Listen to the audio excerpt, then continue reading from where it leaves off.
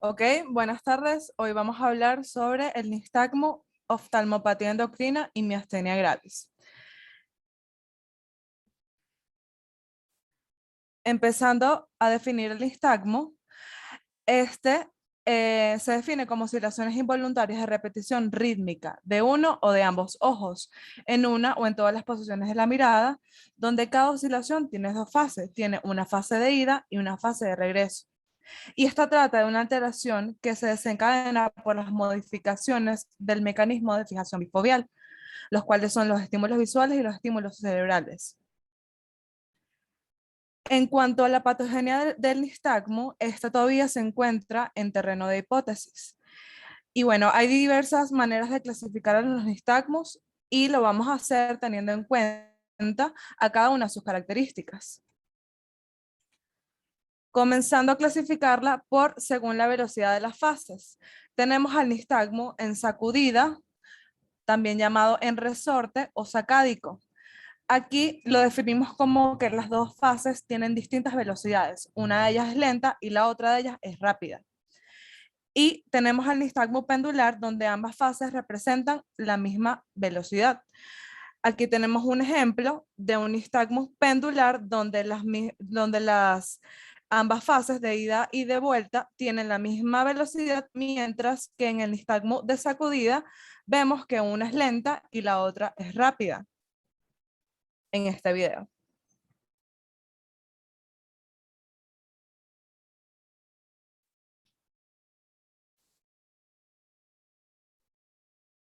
Continuando con la clasificación, vamos a ver ahora la forma de aparición.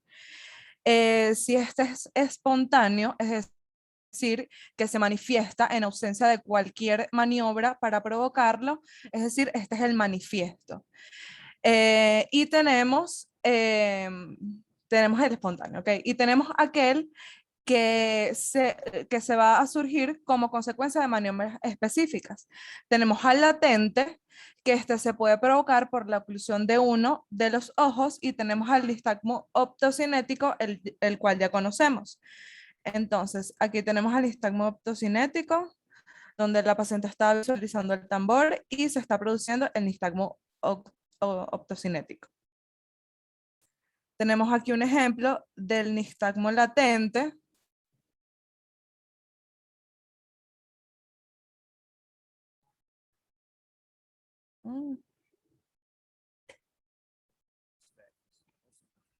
donde se ocluye un ojo y se ocluye el otro, y vamos a ver que se manifiesta al ocluir cada ojo.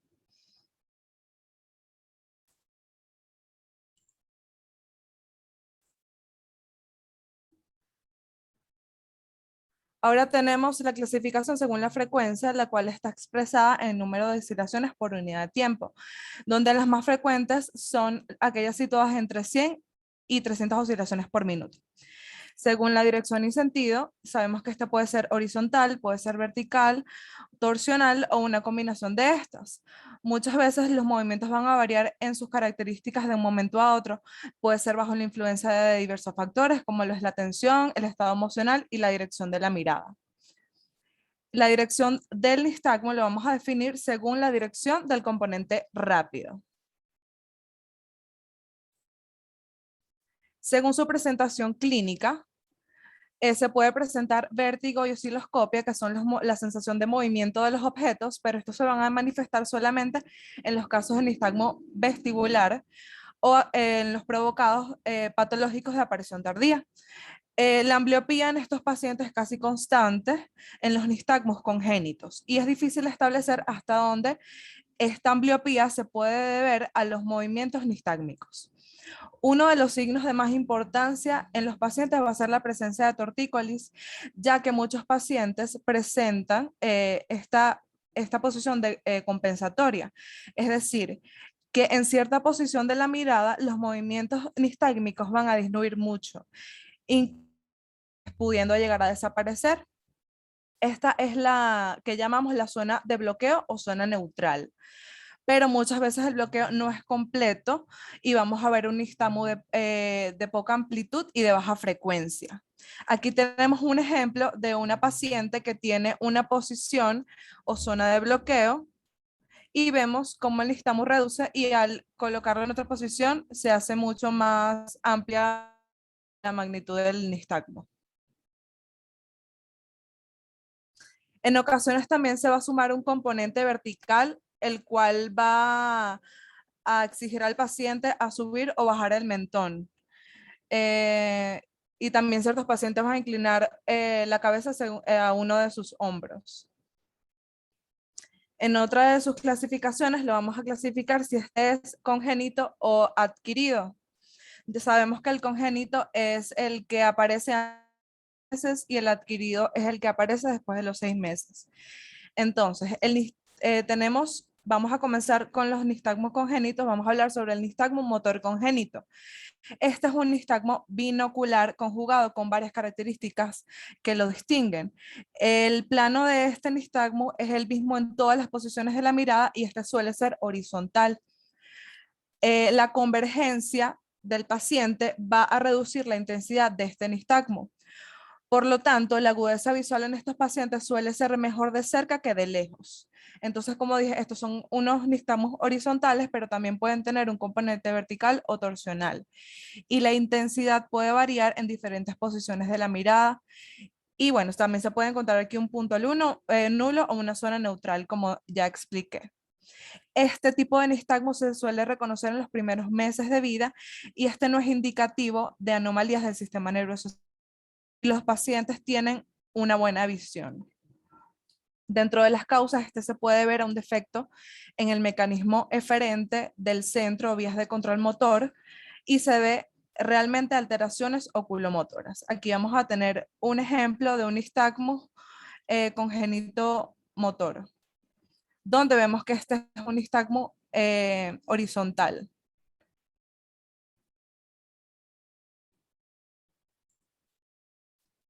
Ahora vamos a tener el nistagmo sensorial congénito, el cual es secundario a una anomalía bilateral de aparición temprana de la vía visual aferente pregeniculada. Aquí, este tipo de nistagmos es los que encontramos en los pacientes que tienen un pronóstico visual muy malo, secundario a cataratas congénitas bilaterales que no han sido resueltas, glaucoma congénito avanzado, eh, ese tipo de patologías, donde la retiniana no fue adecuada e interfirió con el desarrollo normal del reflejo de fijación. Si el déficit visual está presente al nacer, el nistagmo se va a hacer evidente en los primeros 3 meses de vida. Y la forma de este puede ser pendular o puede ser espasmódico.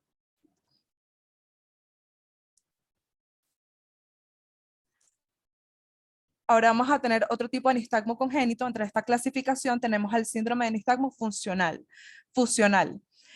Este es un síndrome de nistagmo de fusión, es un conjugado de sacudidas horizontales y es un marcador de mal desarrollo de la fusión que se produce como resultado de un estrabismo infantil o menos común como la disminución de agudeza visual de un ojo.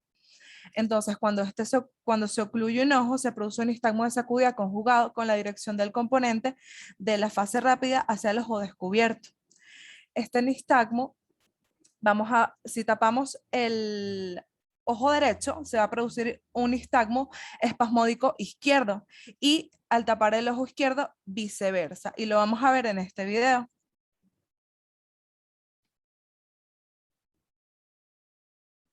Nistagmo donde se invierte la dirección según el ojo que se fije.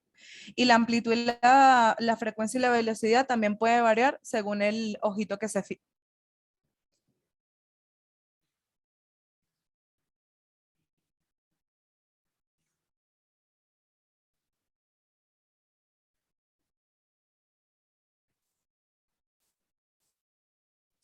Ok, ahora vamos a empezar con los nistagmos adquiridos. tenemos al nistagmo adquirido de Nutans o el síndrome de Pasmus-Nutans, que es un nistagmo idiopático adquirido que se manifiesta durante los 2 primeros años de vida. Y este se presenta como un nistagmo generalmente de pequeña frecuencia y tortícolis. Nistagmo en este caso es binocular, pero es asimétrico a menudo. Y a veces puede parecer monocular.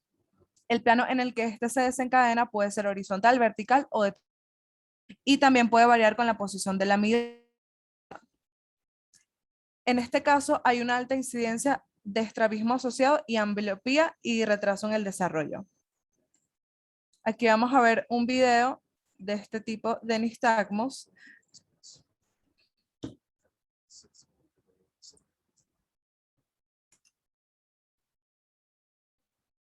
Vemos que la paciente tiene una posición de cabeza.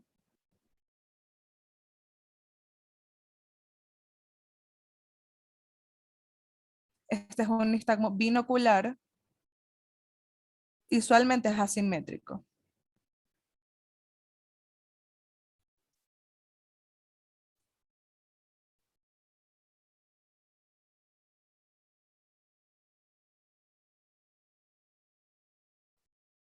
Vemos que este ojito tiene más amplitud que este.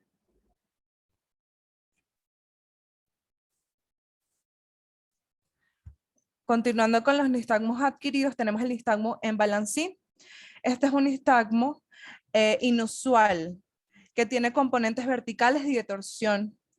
Vamos a visualizar, imaginarnos como que los ojos encima de un balancín, uno abajo y otro arriba. Entonces, el que se eleva, este se eleva y el de abajo se deprime y extorsiona. Se asocia a menudo con lesiones del cerebro medio supracelares y la mayoría de las veces se puede manifestar en un cráneo en los niños. Aquí vamos a ver este tipo de nistagmus que es bastante particular. Lo vemos en este niño donde un ojito va a ligeramente deprimir. Vemos como si fuera un balancín, se mueven, uno intorsiona, otro extorsiona y uno deprime.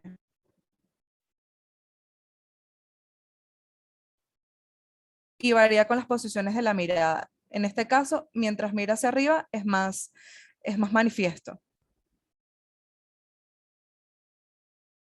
Uno deprime e intorsiona y el otro eleva y extorsiona.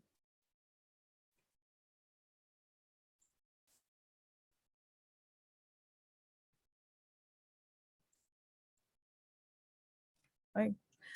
Aquí tenemos otro ejemplo. En esta paciente también se puede ver claramente el nistagmo en balancí o seesaw.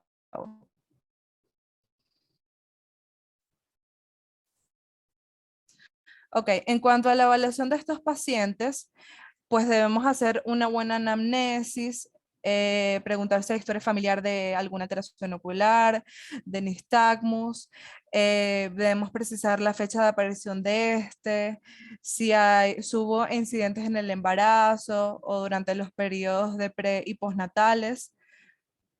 Debemos averiguar sobre consumo de alcohol, drogas, prematuridad. También buscar historia familiar de hipopigmentación cutánea o nistagmo que nos pueda sugerir albinismo, así como también alteraciones retinianas como hipoplasia macular o del nervio óptico, distrofia retiniana, cataratas congénitas, glaucoma congénito. Es decir, cualquier entidad que nos pueda producir una alteración visual severa y así sospechar en tal caso de un nistagmo sensorial. También, si estamos presente un nistagmo y este paciente tiene una visual, que es normal, correlacionarlo más a que este sea un nistagmo motor congénito. Si por supuesto se presenta antes de los 6 meses. De acuerdo a también debemos hacerle agudeza visual al paciente, precisar si es una alteración orgánica ocular. De acuerdo al tratamiento, debemos realizarle corrección óptica al paciente. Se pueden usar prisma para desplazar la zona de bloqueo y que esta coincida con la posición primaria de la mirada para que el paciente no tenga una posición anómala de la cabeza. Asimismo, el tratamiento quirúrgico también está la tortícolis usualmente se hace la retroceso-resección de los 4 músculos dependiendo de cuál sea la posición anómala de la cabeza del paciente, para así colocarlo, o sea, para hacer que su zona de bloqueo o punto neutral coincida con la posición primaria de la mirada y así el paciente no tenga tortícolis. Bueno, ya hablamos sobre el nistagmo, ahora vamos a hablar sobre la oftalmopatía endocrina. Es la manifestación extratiroidea más frecuente de la enfermedad de Graves, aunque también se puede aparecer en pacientes autiroideos o con historia de hipotiroidismo o tiroiditis de Hashimoto. La patología de esta entidad es en mayor parte sigue siendo un enigma, pero bueno, se dice que los linfocitos T y B se infiltran en la órbita y activan la célula diana de la respuesta inmune, que es el fibroblasto preadipocítico orbitario.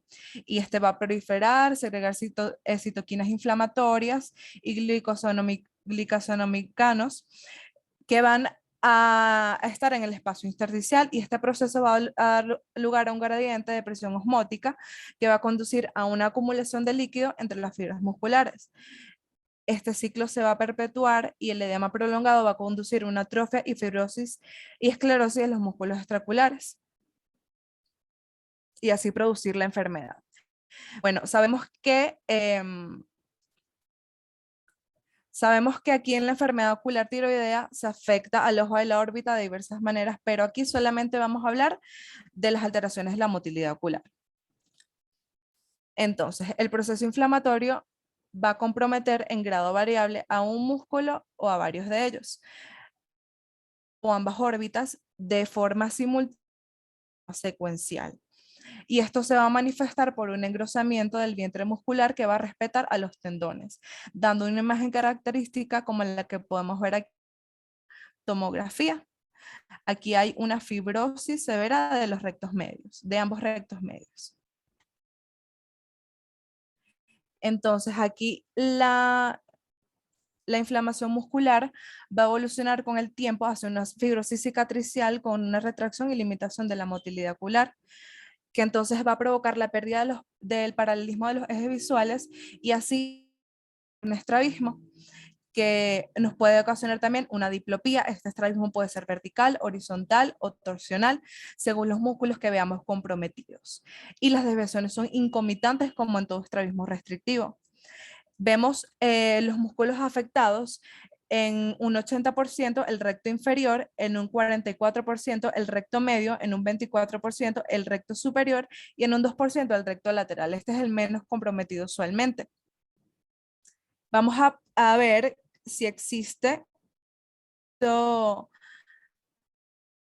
un compromiso aislado del recto inferior de un ojo medio que el recto inferior de un ojito es más frecuente a que estén comprometidos los dos. Entonces, si está comprometido uno solo, vamos a ver un cuadro clínico con una hipotropia del ojito afectado. ¿Ok? Y también se puede evidenciar una hipertropia del ojito contralateral.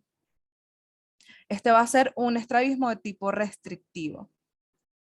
En cambio, el compromiso bilateral, si estos rectos inferiores están comprometidos de forma pareja, lo cual es muy raro, entonces el paciente no va a presentar diplopía.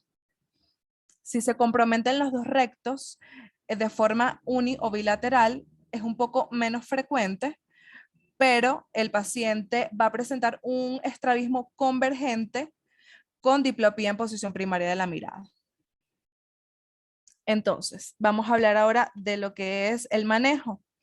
Dependiendo del grado y estabilidad del momento evolutivo, vamos a emplear oclusiones para que el paciente no presente diplopía y también podemos usar prismas, pero la cirugía usualmente es necesaria. Y aquí es donde nos preguntamos cuándo vamos a operar al paciente. Y la cirugía solamente la vamos a justificar en caso de que el paciente presente estrabismo con una diplopía invalidante.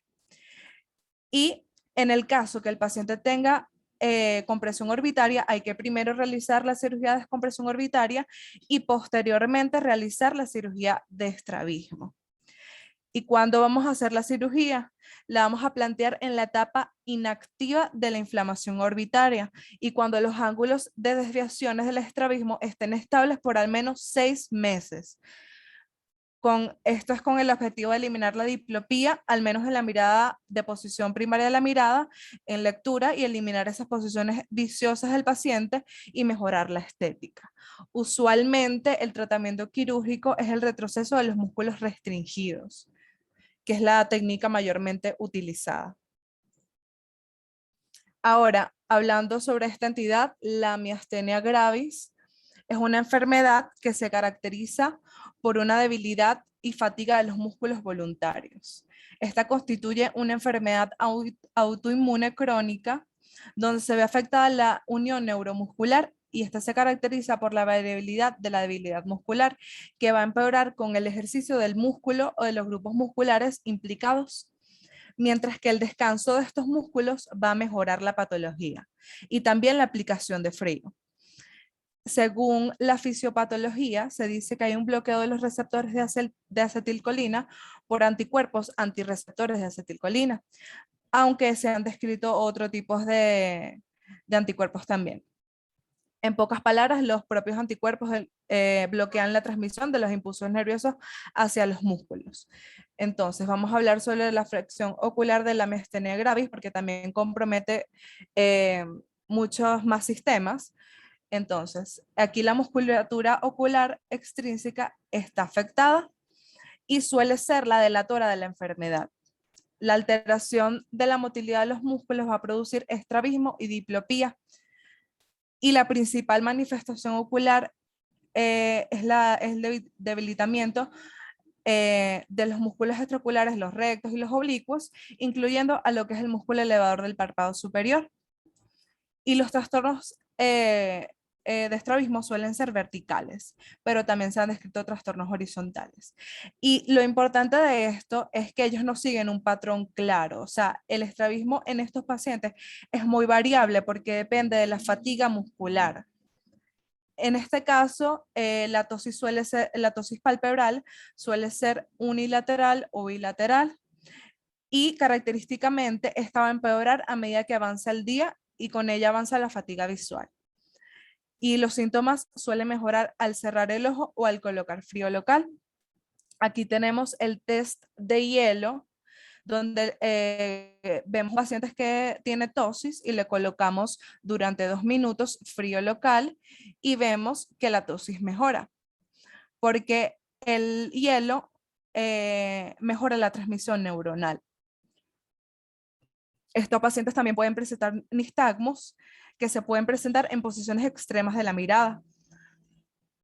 Y debemos sospechar de miastenia gravis en los pacientes que nosotros los evaluamos y vemos que tienen un trastorno de motilidad, tienen un tipo de estrabismo. Y cuando volvemos a hacer la evaluación, este cambia, porque en estos pacientes, como dije, el estrabismo es muy variable, o sea, presentan otro patrón. Y bueno, aquí el tratamiento es médico y debemos referir al paciente al neurólogo y manejar multidisciplinariamente. Gracias. Ok, aquí vemos un video de una paciente con miastenia gravis, donde ella está con la mirada hacia arriba, elevando las cejas. Y vemos cómo la ceja va a caer poco a poco a medida que la paciente mantiene la mirada hacia arriba. ¿Ves cómo va descendiendo la ceja? Se fatiga.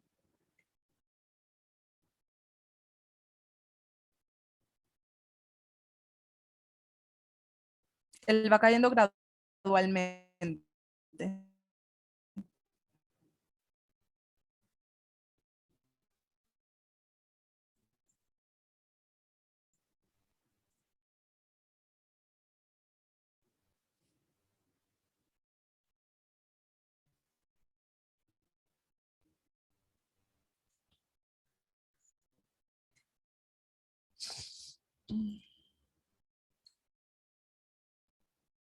Se empezó otra vez. Ok, aquí están realizando una retracción palpebral manual y vemos cómo se fatiga el otro, o sea, el ojo contralateral.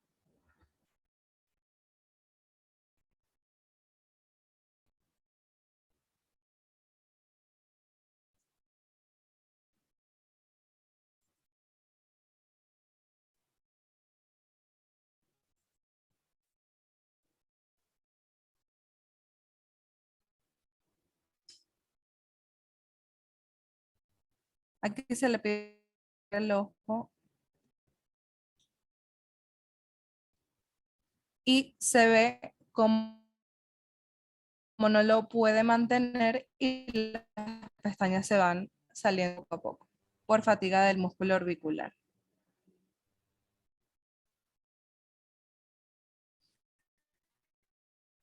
Este fue el único video que pude conseguí de trastornos de la motor ocular como tal, de estrabismo de miastenia gravis, más o menos para que vieran algunas de las azules.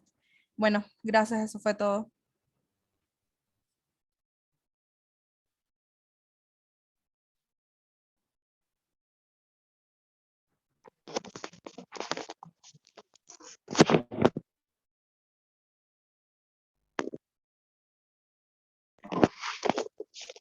Gracias, Valeria. Vamos a empezar discutiendo el tema. Básicamente, en este seminario hay 3 temas, ¿no? El tema de nistagmo, el tema de orbitopatía tiroidea y el tema de miastenia gravis, ¿no? Vamos a iniciar discutiendo con el tema, vamos a iniciar la discusión con el tema de nistagmo, ¿no? Entonces, yo quería puntualizar algunas cositas acerca del nistagmo. Fíjense, cuando se nos presenta un paciente con nistagmo, es muy importante la evaluación de estos pacientes para poder diferenciar cosas que pueden incluso comprometer la vida del paciente. Entonces, una de las principales cosas que debemos saber evaluar son las características del nistagmo, porque hay algunos nistagmos en particular que tienen características sí, peculiares, ¿no? Por ejemplo, el nistagmo del balancín es un nistagmo muy particular, ¿no? Y son siempre nistagmos adquiridos. Entonces, ¿cómo enfocar cuando nos llega un paciente con nistagmo? ¿Qué debemos enfocar, no? Lo primero que nos tenemos que preguntar, que depende del interrogatorio, es desde cuándo está ese nistagmo, para poder catalogar ese nistagmo como un nistagmo congénito o un nistagmo adquirido. Esa quizás es la primera pregunta que nos tenemos que hacer, ¿no? Y preguntarle a esa mamá o a ese paciente si ha tenido ese nistagmo de toda la vida, desde que nació, que apareció en los primeros 6 meses de vida. Normalmente no aparecen, los nistagmos congénitos normalmente no aparecen al nacer, normalmente aparecen a los 2 meses de edad, es el momento donde comienzan a aparecer los nistagmos congénitos, ¿no? Son niños que habitualmente nacen y no tienen nistagmo y más o menos a los 2 meses comienzan a presentar un nistagmo, ¿no? Siempre antes de los 6 meses. Eso es catalogado como un nistagmo congénito. O los nistagmos que aparecen en un niño sano que nunca había tenido un nistagmo y de repente tiene 5 años y empezó con un nistagmo a los 5 años. Es un nistagmo adquirido. Los nistagmos adquiridos siempre son patológicos y siempre nos tienen que hacer pensar en un compromiso neurológico. O sea, la patología no está en el globo ocular. La patología está a nivel de la corteza cerebral. Ahí es donde está el problema de los nistagmos adquiridos. Los nistagmos adquiridos habitualmente son verticales o torsionales, como el nistagmo de balancín de sube y baja, un ojo sube, el otro baja, que se intorsiona, que se extorsiona. Todos esos nistagmos adquiridos. O sea, cuando tenemos un nistagmo adquirido, cuando tenemos un nistagmo torsional, cuando tenemos un nistagmo vertical, hay que pensar en patología neurológica. Si es un niño que lo que habitualmente se nos presenta, debemos inmediatamente enviarlo a una consulta con neuropediatría para que empiece a tratar de valorar y buscar cuál es el diagnóstico de ese paciente. Pero es importante que los nistagmos adquiridos o cualquier nistagmo vertical, si la mamá nos dice que eso está desde los 3 meses y es vertical, los nistagmos verticales hay que pensar en patología neurológica, los verticales y los torsionales. Entonces, lo primero que hacemos entonces es ver si es congénito o es adquirido. Si es adquirido, más allá de, por supuesto, hacer su examen completo a nivel ocular, que muchas veces en lo que se basa básicamente es en la descripción del nistagmo, con las características que ya les dio Valeria, cuál es la frecuencia, si es de alta frecuencia, si es de baja frecuencia, cuál es el plano del nistagmo, si es horizontal, si es vertical, si es un nistagmo pendular, si es un nistagmo en resorte. Todas esas características es básicamente lo que nosotros vamos a tener, porque como les digo, en el globo ocular habitualmente no hay ninguna patología en los nistagmos adquiridos. Cuando tenemos un nistagmo congénito, que es habitualmente el nistagmo al que nosotros nos enfrentamos, es muy importante determinar si ese nistagmo es motor o sensorial. Esa es la segunda cosa en la que nos tenemos que enfocar cuando tenemos un nistagmo. Los nistagmos sensoriales, como bien lo dijo Valeria, son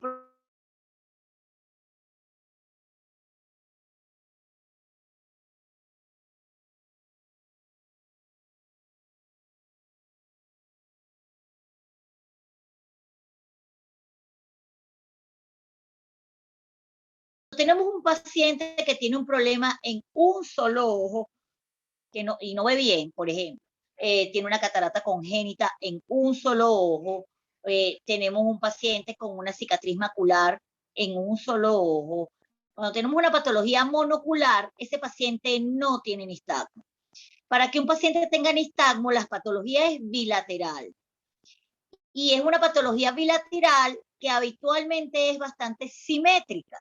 Porque si tenemos una patología bilateral asimétrica, se va a comportar como que fuera una patología monocular. Entonces no va a desarrollar nistagmo. Por ejemplo, si tenemos una catarata congénita unilateral, no vamos a tener nistagmo, lo que vamos a tener es una ambliopía de ese ojo. ¿Sí? Va a ser un ojo que no ve y el otro sí tiene un desarrollo visual adecuado. Si tenemos una patología, una catarata congénita bilateral y es muy asimétrica, tenemos una densa total en uno de los ojos y en el otro ojo tenemos una catarata polar posterior. Ambas nos van a quitar visión, pero la densa total le va a quitar mayor visión y se va a comportar como una monocular. Ese paciente tampoco va a hacer nistagmo. El paciente que hace nistagmo es un paciente que tiene una patología que afecta la vía visual de manera bilateral y bastante simétrica. Y entonces ese paciente es el paciente que va a desarrollar un nistagmo. Como es una interferencia en el desarrollo del reflejo de fijación, esa es la razón por la cual el nistagmo no aparece al nacer, porque los niños recién nacidos todavía no fijan. Es en el momento de la fijación, que es al mes, que si no desarrollo esta fijación, entonces voy a generar un nistagmo a consecuencia de esto, ¿no? Y por eso necesita ser una patología bilateral. Es como la búsqueda de conseguir esa fijación a nivel foveal. En eso consiste el nistagmo sensorial. Y entonces, ¿de qué nos vamos a dar cuenta? ¿Qué tenemos que buscar si tenemos un paciente con un nistagmo congénito? Tenemos que buscar, bueno, pues desde la córnea hasta la corteza occipital, donde a nivel de qué parte de la vía visual está el problema. A veces el problema está en el nervio óptico, ¿sí? A veces el problema está en la vía visual. Y entonces tenemos que buscar alguna causa de este nistagmo. ¿Cuáles son las causas más frecuentes con las que nos enfrentamos? El paciente con albinismo ocular es un paciente que habitualmente tiene nistagmo porque tiene hipoplasia foveal. Y muchas veces son pacientes que no son el típico albino que tiene un albinismo oculocutáneo. Ese lo diagnostica hasta la vecina, la conserje del edificio, ¿no? El problema es y yo tengo alguno que otro paciente que tiene albinismo puro ocular, que solamente tiene albinismo ocular, que es el típico paciente hijo de dos venezolanos típicos, cabello marrón, morenito, no hay café con leche, sí, mestizo, como somos los venezolanos. Y entonces de repente le sale una hija que parece traída de Suecia, ¿no? Unas catiritas o azules, pero no catirita como una albina, no, piel blanca, pero no con algo de pigmento, cabello claro, ojos claros, pero no es un albino. Y entonces cuando nos vamos al fondo de ojo, entonces vemos una retina francamente